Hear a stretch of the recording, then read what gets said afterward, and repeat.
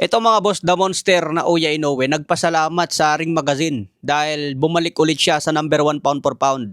Bunga daw ito ng paghihirap ni The Monster Inoue kaya nakuha ulit ang number 1. Samantala, hindi nga po pabor si Devin Haney sa pagiging number 1 ni Inoue dahil para sa kanya hindi siya nalalakasan kay Junto Nakatani. Kung babalikan daw ang huling nakalaban ni Junto Nakatani, nakalaban niya si Hernandez na hindi man daw kilala ni Devin Haney. So sino daw ba yung Hernandez na yon? Kaya para kay Devin Haney, dapat si Alexandre Usyk pa rin ang number 1. Kung mapapansin nga dyan sa rankings, mas mataas din ang ranking ni Junto Nakatani kumpara kay Devin Haney. Kaya nagsiselo siya mga boss kung bakit mas mataas sa kanya si Junto Nakatani. Samantalang si Devin Haney, ang dami na niyang napatunayan. Kaya masama ang loob niya mga boss. Pero sinabi naman ni Teofimo Lopez, magiging number 1 ulit si Alexandre Usyk kung manalo siya ng impresibong panalo. Pero ang darating na laban daw ni Alexandre Usyk kontra sa kickboxer na may isang panalo lang sa boxing. So kahit manalo si Alexandre Usyk sa kalaban niya ngayon, hindi pa rin niya makuha ang number 1 spot dahil hindi naman boksingero ang kalaban niya, kundi isang kickboxer lang. Kaya para kay Teofimo Lopez, dapat lang na si Inoue na ang number 1 ngayon. Ito nga po yung mga undercard mga boss sa laban ni Alexandre Usyk. Undercard niya si Hamza Shiraz versus Alem Bejic. So magandang laban din ito dahil makikita natin ulit si Hamza Shiraz. May laban din po dyan si Jack Catterall versus Shakram Giyasov.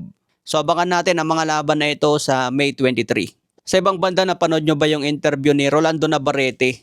Na-interview po ito ni Julius Babaw. Sinabi ni Rolando Navarrete doon na prime up daw siya kaya pala nakulong. Pumasok daw siya sa isang bar kung saan naglabas siya ng isang babae. Pero doon daw siya na prime up. Kaya nakulong siya ng 3 taon. Sinabi rin sa kwento niya na nababad trip siya sa mga manager niya noon sa boxing. Dahil sinasamantala siya. Kumbaga ginugulangan si Rolando Navarrete. Kaya imbes na magseryoso sa boxing noon, happy-go-lucky na lang ang ginagawa. Nabanggit din niya noong kasikatan ni Manny Pacquiao, habang pinapanood daw niya, parang naiinggit daw si Rolando Navarrete. Hindi naman yung inggit na galit mga boss. Kumbaga nakikita yung sarili niya kung nagseryoso sa pagboboxing. Sana ganyan din siya ngayon katulad ni Manny Pacquiao. Kasi si Manny Pacquiao seryoso sa kanyang pagboboxing, yung mga kinita niya napunta sa magandang plano. Siguro may pagsisisi din si Rolando Navarrete noong kabataan niya na dapat ginawa niya pero hindi niya ginawa. Kaya mahirap din talaga kapag ang manager mo sa boxing mapagsamantala. Imbes na tulungan ka, kaawaan ka, pagsasamantalaan ka pa. Sa ibang banda, Xander Zayas, tinuruan niya si Ice-Speed. So tinuruan niya magboxing mga boss at pinakita yung mga combination. Isa si Ice-Speed sa mga matitinik na live streamer sa US mga boss. Talagang kilala ito at nakipag-collab nga po siya kay Xander Zayas. May paparting na laban si Xander Zayas kontra Jaron Butch Ennis. Sabi ni Xander Zayas, hindi siya bilib sa mga panalo ni Jaron Ennis.